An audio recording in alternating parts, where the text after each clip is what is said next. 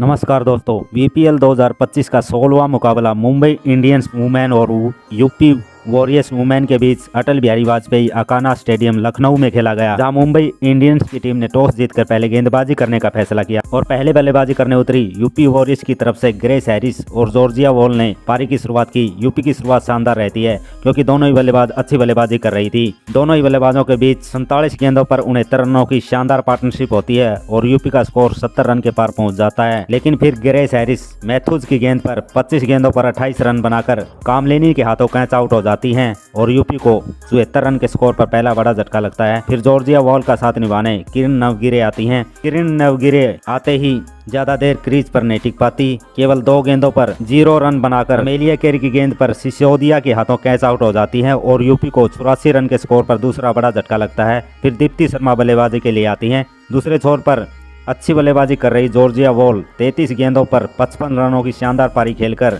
Net स्यूअर Brent की गेंद पर क्लीन बोल्ड हो जाती हैं और यूपी को 90 रन के स्कोर पर तीसरा बड़ा झटका लगता है। फिर वृंदा दिनेश दीप्ति शर्मा का साथ निभाने आती हैं। इन दोनों के बीच भी अच्छी पार्टनरशिप होती है, लेकिन फिर वृंदा दिनेश सामने की तरफ छक्का लगाने के चक्कर में 12 गेंदों पर 10 रन बनाकर अमेलिया केर की गेंद पर इस्माइल के हाथों कैच आउट हो जाती हैं और यूपी को 114 रन के स्कोर पर चौथा बड़ा झटका लगता है। फिर चिनाले हेनरी बल्लेबाजी के लिए आती हैं, लेकिन चिनाले हेनरी भी एक चौका लगाने के बाद अमेलिया केर की गेंद पर संजना के हाथों कैच आउट हो जाती हैं और यूपी को 120 रन के स्कोर पर 5वां झटका लगता है। फिर शेवता सहरावत बल्लेबाजी के लिए आती हैं। फिर शेवता सहरावत भी आते ही 0 रन के स्कोर पर मैथ्यूज की गेंद पर संजना के हाथों कैच आउट हो जाती हैं और यूपी को 121 रन पर छठा झटका लगता है। फिर उमा छेत्री आती हैं। फिर उमा छेत्री भी आते ही 1 रन बनाकर सिसोदिया की गेंद पर इस्माइल के हाथों कैच आउट हो जाती हैं और यूपी को 125 रन पर 7वां झटका लगता है। फिर सोफिया एक्लेस्टन बल्लेबाजी के लिए आती हैं। फिर दीप्ति और एक्लेस्टन के बीच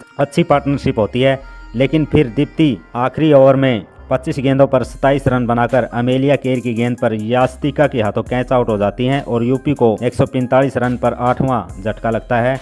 अब यहाँ से 4 गेंदों का खेल बचा था। फिर आखिरी गेंद पर एक्लेस्टन भी 11 गेंदों पर 16 रन बनाकर आउट हो जाती हैं और यूपी की टीम 20 ओवर में 150 रन 9 विकेट के नुकसान पर बनाती है और 151 रनों के लक्ष्य का पीछा करने उतरी मुंबई की टीम की तरफ से अमेलिया केर और हेले मैथ्यूज पारी की शुरुआत करती हैं। मुंबई की शुरुआत अच्छी रहती है, दोनों ही बल्लेबाजों के बीच अच्छी पार्टनरशिप होती है, लेकिन फिर अमेलिया केर हेनरी की गेंद पर 13 गेंदों पर 10 रन बनाकर हैरिस के हाथों कैच आउट हो जाती हैं और 24 रन के स्कोर पर मुंबई को पहला झटका लगता है। फिर नेट स्यूअर ब्रेंट आती हैं। दूसरे छोर पर हेले मैथ्यूज अच्छी बल्लेबाजी कर रही थी, इन दोनों के बीच भी अच्छी पार्टनरशिप होती है। दूसरे छोर पर नेट स्यूअर ब्रेंट भी अच्छी बल्लेबाजी कर रही थी। दोनों ही बल्लेबाज अच्छी बल्लेबाजी करके यूपी के स्कोर को 115 रन के पार पहुंचा देती हैं, लेकिन फिर अच्छी बल्लेबाजी कर रही नेट स्यूअर ब्रेंट 23 गेंदों पर 37 रन बनाकर हैरिस की गेंद पर दीप्ति के हाथों कैच आउट हो जाती हैं और मुंबई को 116 रन के स्कोर पर दूसरा बड़ा झटका लगता है।